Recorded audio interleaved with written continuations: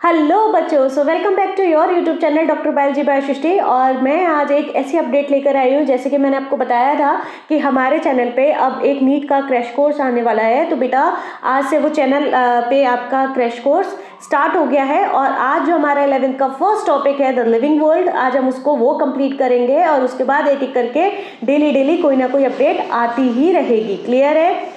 तो क्या करना है, ध्यान से मन लगा के पढ़ाई करनी है बिना घबराहट के साथ। और इसमें हम बहुत डिटेल में नहीं जाएंगे, बट इसका मतलब ये नहीं है बच्चा कि हम जो है इसमें कोई भी टॉपिक स्किप करेंगे। क्लियर है?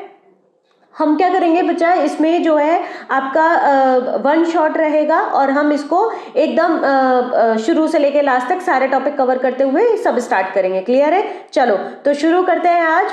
और आज जो हमारा फर्स्ट टॉपिक है वो है आपका लिविंग वर्ल्ड वाला। क्लियर है? तो अब क्या होता है बेटा लिविंग वर्ल्ड, अगर मैं आपसे पूछूं कि अगर ये देखो आपको एक इमेज दिखाई दे रही है, राइट। अब ये जो इमेज है, इस इमेज में आपको वर्ल्ड दिखाई दे रहा है और उस पूरे वर्ल्ड में बहुत सारी ग्रीनरी दिखाई दे रही है, बहुत सारे मतलब पानी दिखाई दे रहा है आपको, फिर बर्ड्स दिखाई दे रहे हैं, घर दिखाई दे रहे हैं, सारी चीज़ें हैं। हाँ, हालांकि अब ऐसा नहीं दिखता होगा, क्यों? क्योंकि अब पॉल्यूशन बहुत ज़्यादा बढ़ गया है, तो कुछ इतना तो ग्रीन नहीं दिखता होगा। पर अगर हम बात करें बेटा, तो हमें इस चैप्टर में हमें इसी के बारे में सारा डिस्कस करना है। क्लियर है? तो सबसे पहला टॉपिक आ जाता है आपके पास, अगर हम देखते हैं तो वो है द लिविंग वर्ल्ड। ठीक है, ठीक है, चलो। तो एक है आपके पास क्या, लिविंग वर्ल्ड। ठीक है, अब इसमें क्या है, सारी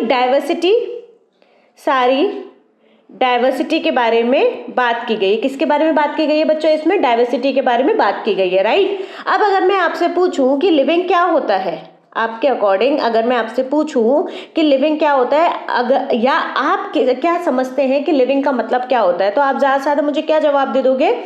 मैंने आपको बोला आप ज़्यादा से ज़्यादा ये जवाब दे दोगे कि सपोज कि मैम जो रिप्रोडक्शन करते हो, राइट।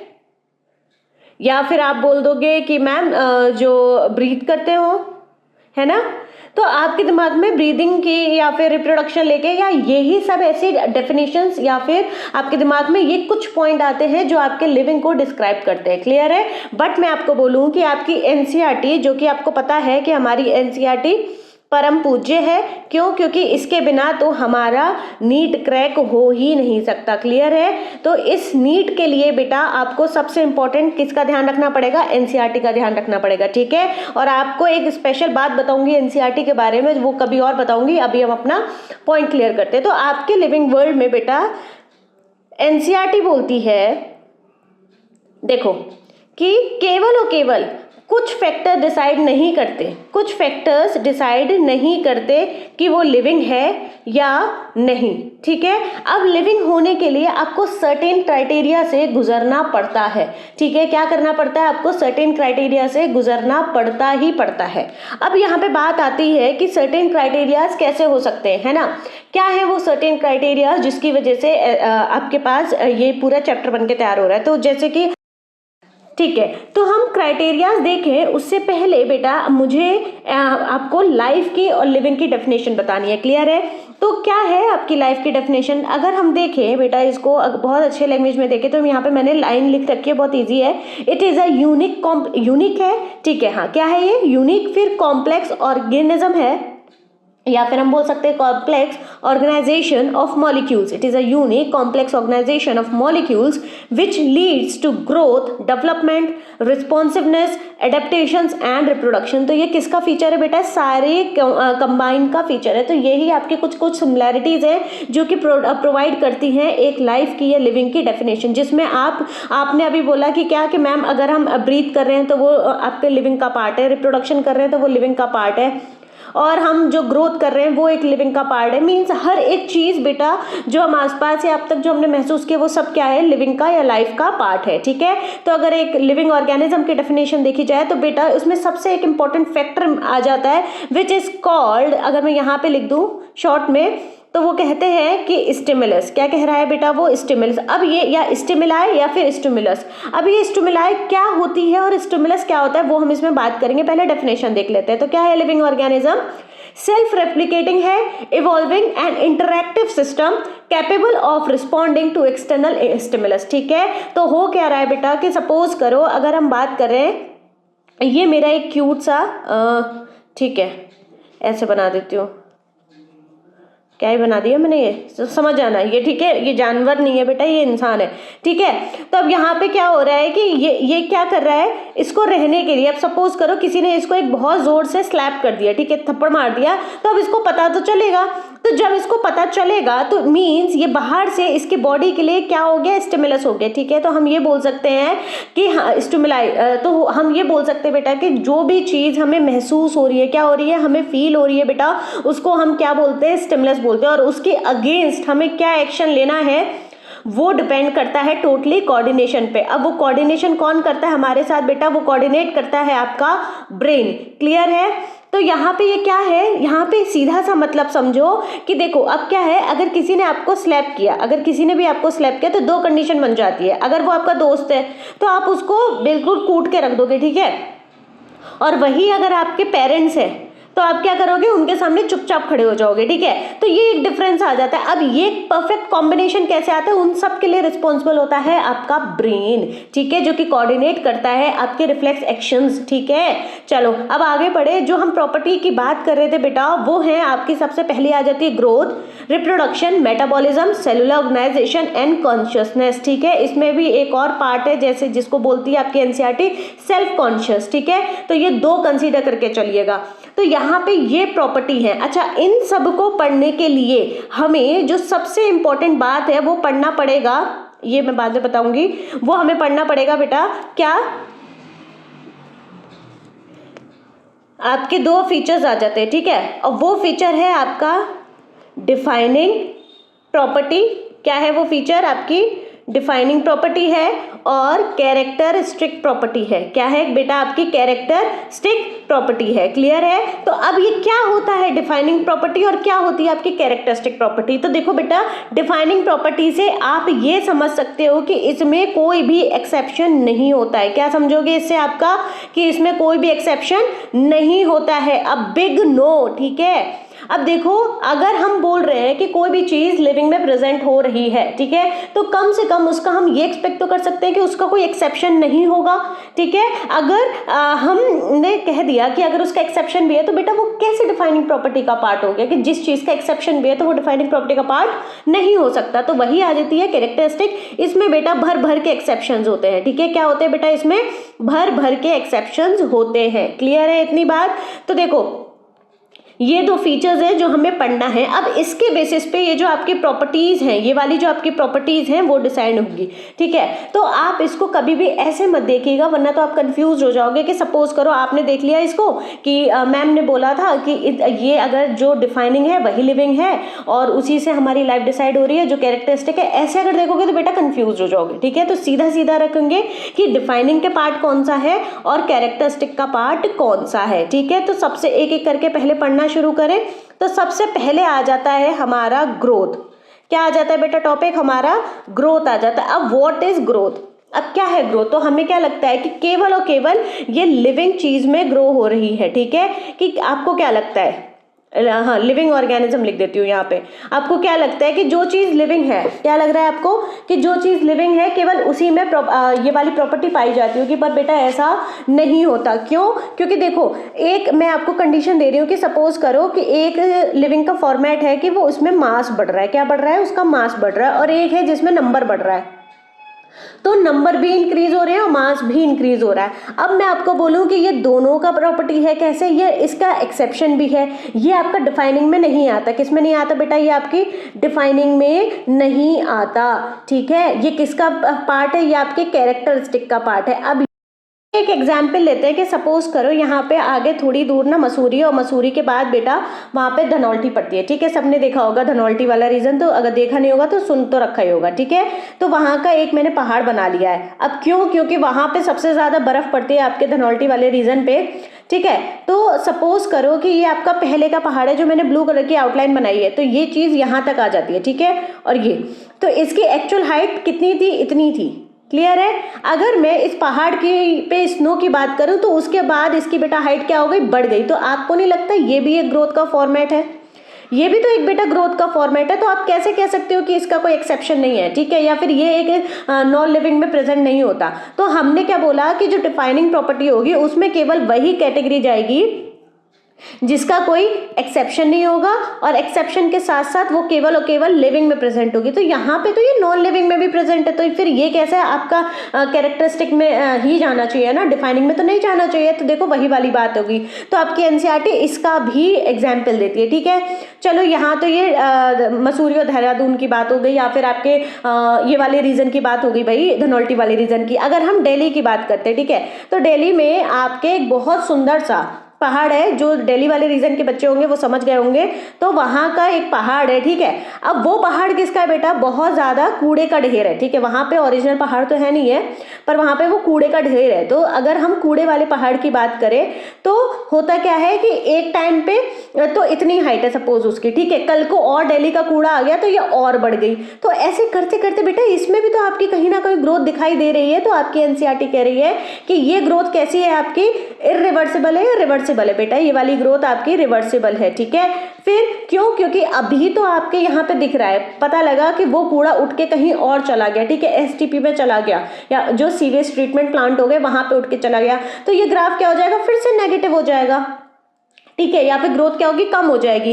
तो यही चीज है। या फिर हम अपने मसूरी वाले पहाड़ की बात करें तो ये जब तक इस पे स्नो है तब तक तो ये पॉजिटिव है, ठीक है, तब तक क्या है, ये पॉजिटिव है। और अगर हम बात करें जैसे ये स्नो मेल्ट हो जाती है, क्या हो जाती है बेटा, मेल्ट हो जाती है, वैसे ये क्या हो जाएगा, नेगेटिव। ये अपनी एक्चुअल हाइट में आ जाएगा। किस में आ जाएगा, एक्चुअल हाइट में आ जाएगा, ठीक है। तो ये सब इसके कुछ एग्जाम्पल्स हैं जिसकी वजह से बेटा इसको डिफाइनिंग प्रॉपर्टी में नहीं रखा गया है, ठीक है। किसमें नहीं रखा गया है, डिफाइनिंग प्रॉपर्टी में नहीं रखा गया है। तो सबसे पहले आ गया क्या कि कैरेक्टरिस्टिक में कौन आ गया, आपका ये ग्रोथ आ गई, ठीक है। तो यहाँ पे एक बॉक्स बना लेते हैं एक, ठीक है। तो यहाँ पे आ गई मेरी डिफाइनिंग प्रॉपर्टी, और यहाँ पे आ गया हमारा कैरेक्टरिस्टिक प्रॉपर्टी, ठीक है। अब ये सारी प्रॉपर्टी पे हम बात करेंगे, ठीक है। तो पहले यहाँ पे तो मिला नहीं, तो यहाँ पे मिला तो हम यहाँ लिख सकते हैं, यहाँ पे क्या आ गया बेटा, आपका ग्रोथ आ गया। क्लियर है। चलो अब नेक्स्ट टॉपिक आता है आपके रिप्रोडक्शन का। किसका आता है बेटा, आपके रिप्रोडक्शन का टॉपिक आता है। तो अगर हम रिप्रोडक्शन की बात करें, किसकी बात करें, रिप्रोडक्शन की, तो आपको क्या लगता है कि जो रिप्रोडक्शन है वो किसका पार्ट होगा, किसका पार्ट होगा, आपके रिप्रोडक्शन। तो अगर हम बात करें आपके रिप्रोडक्शन की, तो बेटा मैं आपको बता देती हूँ कि आपका रिप्रोडक्शन भी डिफाइनिंग प्रॉपर्टी का पार्ट नहीं है। ये किसका पार्ट है बेटा, आपके कैरेक्टर का पार्ट है। अब इसमें एक्सेप्शन क्यों, अब जाहिर सी बात है कैरेक्टरिस्टिक का पार्ट है तो इसमें क्या होगा, एक्सेप्शन तो होगा ही होगा। तो क्या है वो एक्सेप्शन, अभी मैंने यहाँ पे एक डायग्राम दिखाया था, इसको नीचे लेके आ जाते हैं, ठीक है, एक सेकेंड।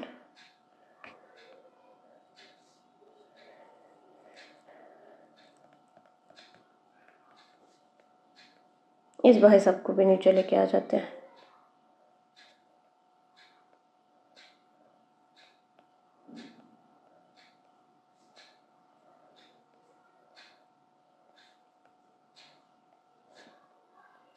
देखो तो हो क्या रहा है यहाँ पे, ये आ गए हमारे सारे डायग्राम नीचे। तो अब हो क्या रहा है कि अगर मैं आपको रिप्रोडक्शन की बात करूं कि हाँ रिप्रोडक्शन लिविंग में पॉसिबल है, ठीक है, ये लिविंग का पार्ट तो है। किसका पार्ट है बेटा, ये लिविंग का पार्ट है। पर आप बोलो कि केवल और केवल ये लिविंग में दिखाई दे रहा है कि ये ऐसा कोई भी पार्ट ऑर्गेनिज्म नहीं है, लिविंग ऑर्गेनिज्म नहीं है जिसमें आपका कोई भी एक्सेप्शन नहीं मिलता। तो सबसे पहला एक्सेप्शन तो बेटा आपका आ जाता है म्यूल वाला। कौन सा वाला आ जाता है, ये है हमारा म्यूल। और ये कैसा होता है बेटा, ये आपका स्टेराइल होता है, ठीक है। ये क्यों बनाया गया था आपको ही पता है, ये किसका कॉम्बिनेशन है, आपका हॉर्स प्लस डोंकी की ब्रीड है, ठीक है। हमने इसको कंबाइन करके क्या बनाया था बेटा, इसको म्यूल बनाया था। और ये केवल हमने स्ट्रेंथ और अपने वर्क के लिए या अपने पर्पस के लिए इसको बनाया गया था। क्लियर है। तो ये एक एक्सेप्शन हो गया, पहला एक्सेप्शन ये आ गया।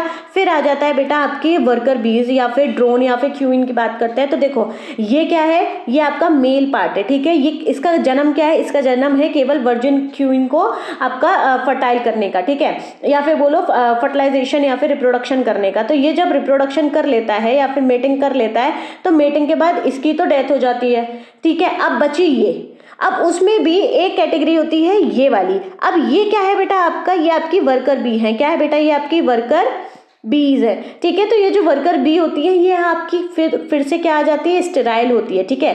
तो अगर हम इन दोनों कॉम्बिनेशन की बात करें तो ये तो हमारी क्या है, फर्टाइल है। क्या है बेटा, ये आपकी फर्टाइल है। और एक ये स्टेराइल आ जाती है हमारी वर्कर बी, क्या है बेटा, ये आपकी स्टेराइल है। क्लियर है। अगर हम इसकी बात करें तो ये इनका काम केवल और केवल लेबर की तरह होता है कि ठीक है, अपने हाउस होल्ड वर्क को कंप्लीट करना, ये सब इनका काम होता है। तो इनमें कोई भी रिप्रोडक्शन की या फिर फर्टिलिटी की पावर नहीं होती है। इतना समझ आया। तो दूसरा एक्सेप्शन ही हो गया। तो बेटा अब कोई भी चीज के दो एक्सेप्शन अगर मिल जाते हैं, ठीक है। अगर ह्यूमन के केस में देखें तो कुछ बेटा हमारे ह्यूमंस ऐसे हैं जो क्या होते हैं, आपके स्टेराइल होते हैं, ठीक है। तभी तो जो आपकी रिप्रोडक्टिव हेल्थ वाला चैप्टर है उसमें 8 वाली टेक्नोलॉजी का जिक्र किया गया है। तो अब ये जिफ्ट हो गया या फिर आपकी गिफ्ट हो गई, ये किसके लिए काम आ रहे हैं बेटा, ये इन्हीं कपल्स के लिए काम आ रहे हैं। और आपने एक मूवी देखी होगी विकी डोनर, उसमें भी बेटा वो क्या कर रहा है, वो अपने स्पर्म्स को डोनेट कर रहा है। तो जाहिर सी बात है कुछ मेल ऐसे होते हैं या कुछ फीमेल ऐसे होते हैं जिसमें स्पर्म्स और आपके ओवा क्या है, प्रॉपरली वर्क नहीं करते हैं। क्या नहीं करते हैं, प्रॉपरली वर्क नहीं करते हैं। तो फिर ये डोनर्स की, ठीक है, या सैरोगेसी की, ये सारी टेक्नोलॉजी की नीड पड़ती है। तो बेटा इसके भर भर के एक्सेप्शंस हो गए। अब कोई भी चीज के एक्सेप्शन हो गए तो हम इसको भी एक डिफाइनिंग प्रॉपर्टी नहीं मान सकते आपके लिविंग एंटिटीज के लिए या फिर लिविंग कैटेगरीज के लिए, ठीक है। इतना समझ आया। नेक्स्ट हमने बेटा क्या लिखा है, चलो अब यहाँ पे एक और लिख देते हैं, वो है रिप्रोडक्शन। चलो भाई अब एक कोई डिफाइनिंग प्रॉपर्टी का भी डिस्कस कर लेते हैं, ठीक है। यहाँ पे लिख देते हैं पहले रिप्रोडक्शन। अब आप बोलोगे कि मैम सारे अगर कैरेक्टरिस्टिक है तो ऐसी कौन सी प्रॉपर्टी है जो डिफाइनिंग में आती है। बेटा जो सबसे बेस्ट प्रॉपर्टी है उसमें आते हैं आपकी दो चीजें। पहला आ जाता है सेलुलर ऑर्गेनाइजेशन।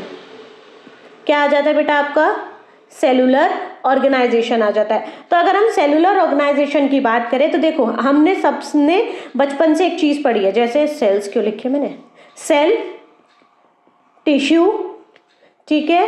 टिश्यू के बाद क्या बनते हैं, ऑर्गन, ऑर्गन के बाद ऑर्गन सिस्टम, ठीक है। और जो बच्चे मुझसे क्लास में पढ़ते हैं उनको ये तो रट गया है भाई, उनको मैं ये ऑलरेडी पढ़ा चुकी हूँ बच्चा, तो वो अभी शायद देख रहे होंगे तो वो ये चीज़ बोल भी रहे होंगे, ठीक है। चलो तो ये आ गया हमारा सेल, सेल के बाद बनता है टिश्यू, टिश्यू के बाद बनता है ऑर्गन, ऑर्गन के बाद ऑर्गन सिस्टम और ऑर्गेनिज्म, ठीक है। अब ये सारी चीजें केवल एक ही मैनर में बनती है, कभी भी बेटा ये बैकवर्ड काम नहीं करती। कभी ऐसा नहीं होगा कि आप एक कंप्लीट ऑर्गेनिज्म बन गए और कल को पता लगा सो के उठे और सो के उठने के बाद एक आप बच्चा बन गए, ऐसा नहीं हो सकता, ठीक है। या फिर आप एक प्रोकैरियोटिक ऑर्गेनिज्म बन गए, तो ऐसा कभी भी पॉसिबल नहीं हो सकता। ये हमेशा किस डायरेक्शन में काम करता है, सेल से हमेशा फॉरवर्ड डायरेक्शन में ऑर्गेनिज्म की तरफ ये काम करता है, ठीक है। इसमें एक और फैक्टर आ जाता है कि ये तो फैक्ट है कि अगर आप एनिमल किंगडम पढ़ते हो, क्या पढ़ते हो बेटा आप, एनिमल किंगडम पढ़ते हो, तो एनिमल किंगडम में ये तो दे रखा है कि कोई एनिमल आपका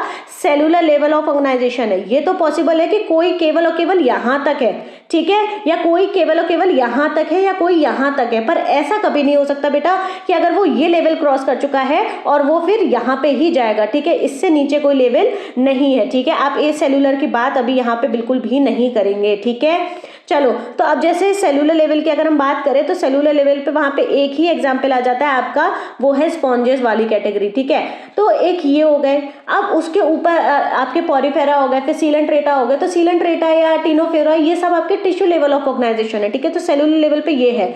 तो बेटा ये एक लेवल को क्रॉस करके दूसरी की तरफ बढ़ता है, ठीक है। तो इसका नो एक्सेप्शन है, यहाँ कंप्लीटली लिख सकते हैं, यहाँ पे आपका कोई भी एक्सेप्शन नहीं है। इसीलिए आपका सेलुलर ऑर्गेनाइजेशन किस कैटेगरी में जाएगा बेटा, आपका सेलुलर ऑर्गेनाइजेशन आपकी डिफाइनिंग कैटेगरी में जाएगा। तो सबसे पहले हम ये लिख दें सेलुलर ऑर्गेनाइजेशन। इतना क्लियर हुआ, आगे बढ़े। इतना समझ आ रहा है? चलें आगे। अब एक और लिख लेते हैं। दूसरा आता है आपके पास, वो है आपका मेटाबॉलिज्म। ठीक है, मेटाबॉलिज्म। ठीक है, अब बेटा आप मान के चलो कि इसका भी कोई भी एक्सेप्शन नहीं है, इसलिए ये भी किस में आता है, आपका डिफाइनिंग फीचर में या डिफाइनिंग कैटेगरी में आता है। क्यों? क्योंकि इसमें भी आपका कोई भी एक्सेप्शन नहीं है, नो एक्सेप्शन। क्यों बेटा? अगर कोई भी लिविंग है तो उसका मेटाबॉलिज्म भी होगा ही होगा। ठीक है, ऐसा हो ही नहीं सकता कि वो लिविंग एंटिटी है और उसका कोई मेटाबॉलिज्म वाला रेट नहीं हो। इतना क्लियर है? समझ आ गया? ठीक है, तो ये भी आपका डिफाइनिंग प्रॉपर्टी में, तो हम यहाँ पे इसको भी लिख देते हैं। तो हमारे पास दो दो तो हो गए। ठीक है, मेटाबॉलिज्म क्लियर है। फिर उसके बाद एक सबसे बेस्ट पॉइंट आ जाता है आपका कॉन्शियसनेस और सेल्फ कॉन्शियसनेस। तो अगर हम बात करें बेटा आपके कॉन्शियसनेस और सेल्फ कॉन्शियस की, ठीक है, किसकी बात करें? कॉन्शियस की बात करें या फिर हम आपके सेल्फ कॉन्शियस की बात करें, तो इस दोनों में डिफरेंस है। क्यों? क्योंकि आपकी एनसीईआरटी ने सेल्फ कॉन्शियस के लिए एक बहुत अच्छा एग्जाम्पल दे रखा है। अगर हम कॉन्शियस की बात करें बेटा, ध्यान से सुनिएगा, अगर हम कॉन्शियस की बात करें तो ये आता है आपकी डिफाइनिंग प्रॉपर्टी में। किस में आता है? आपकी डिफाइनिंग प्रॉपर्टी में आता है। क्लियर है? अगर हम बात करते हैं, एक मिनट, हाँ, अगर हम बात करते हैं बेटा सेल्फ कॉन्शियस की, तो ये आता है आपका कैरेक्टरिस्टिक में। क्यों? क्योंकि आपकी एनसीईआरटी बोलती है, देखो कॉन्शियस का मतलब है कि हम रिएक्ट कर रहे हैं। ठीक है, हमें पता है, हम रिएक्ट के बाद के साथ साथ हम अवेयर हैं। किसके लिए? अपनी सराउंडिंग्स के लिए, इन्वायरमेंट के लिए हम अवेयर हैं। जैसे अभी मुझे पता है कि मैं आप लोगों के लिए क्लास रिकॉर्ड कर रही हूँ। ठीक है, जैसे मुझे पता है कि मुझे अभी इसके बाद क्या पढ़ाना है, या जैसे मुझे पता है कि अभी मेरे आसपास क्या चल रहा है, तो मैं अपने आसपास की चीजों के लिए अवेयर हूं। ठीक है, तो ये इसमें तो कोई एक्सेप्शन नहीं आता। पर हम जब भी बात करते हैं सेल्फ कॉन्शियस की, तो सेल्फ कॉन्शियस में हमारा जो रिस्पॉन्सिबल होता है बेटा, वो होता है केवल और केवल ब्रेन। क्या रिस्पॉन्सिबल होता है हमारा? यहाँ पे ब्रेन रिस्पॉन्सिबल होता है। तो आपने ब्रेन पेशेंट तो देखे होंगे, है ना? ब्रेन के पेशेंट जिनको क्या हो जाता है, ट्यूमर हो गया। अगर सपोज करो किसी को ब्रेन ट्यूमर है, तो वो भी तो क्या है, वो रिएक्ट नहीं कर पा रहा, वो महसूस तो कर रहा है पर उसके रिफ्लेक्स एक्शन काम नहीं कर रहे। क्या काम नहीं कर रहे? रिफ्लेक्स एक्शन काम नहीं कर रहे। ठीक है, तो जब उसके रिफ्लेक्स एक्शन काम नहीं कर रहे तो वो एक पेशेंट में है। ठीक है, तो वो क्या है, एक काइंड ऑफ डेथ पे ही है। तो बेटा, या फिर हम बोल सकते हैं कोमा पेशेंट है। सॉरी, यहाँ पे मुझे कोमा पेशेंट लिखना था, ट्यूमर नहीं। ठीक है, ये कोमा। तो जो बेटा कोमा पेशेंट वाले होते हैं, कोमा पेशेंट में क्या हो रहा है कि वो रिएक्ट नहीं कर पा रहे, उनके रिफ्लेक्स एक्शन काम नहीं कर रहे। ठीक है, तो ये एक काइंड ऑफ डेथ बेड पे ही लेटे हुए हैं वो, तो इसीलिए ये एक एक्सेप्शन का पार्ट हो गया। किसका पार्ट हो गया बेटा? ये आपके एक्सेप्शन का पार्ट हो गया। इसीलिए आपके कॉन्शियसनेस की बात आती है तो कॉन्शियसनेस आपका डिफाइनिंग में आता है, और अगर हम सेल्फ कॉन्शियस की बात करें तो ये हमारा कैरेक्टरिस्टिक में आता है। तो अभी हम ये भी लिख दें, देखो यहाँ पे आ गया आपका क्या, सेल्फ कॉन्शियस। ठीक है, और यहाँ आ गया आपका कॉन्शियस। ठीक है, इतना समझ आया? तो इसी के साथ हमारी सारी प्रॉपर्टी आज कंप्लीट हुई। क्लियर है? सो अभी तक मैंने जो पढ़ाया बच्चा आपको, वो क्या था, जो हमारा सारा डिस्कस था डिफाइनिंग और कैरेक्टरिस्टिक वाली प्रॉपर्टी का, राइट? तो जो अब हमारा पार्ट है वो बायोडाइवर्सिटी वाला पार्ट है। तो जो बायोडाइवर्सिटी का पार्ट है वो आपके नेक्स्ट वीडियो में आएगा। क्लियर है? और उसमें हम सारा डिफरेंशिएट करेंगे कि डाइवर्सिटी क्या होती है, कितनी डिस्कवर हो गई है, सारे जितने पॉइंट है वो सब डिस्कवर करेंगे, इवन नोमेनक्लेचर भी उसमें ही डिस्कस करेंगे। क्लियर है? तो आज के लिए बस इतना ही। और आपको पता है इस चैनल को आपको लाइक करना है, शेयर करना है, सब्सक्राइब करना है, क्योंकि अब इस पे ही सारी आपकी नीट की जब तक नीट नहीं हो जाता तब तक सारी अपडेट इसी चैनल पर आएंगी। Okay, thank you, take care, bye bye.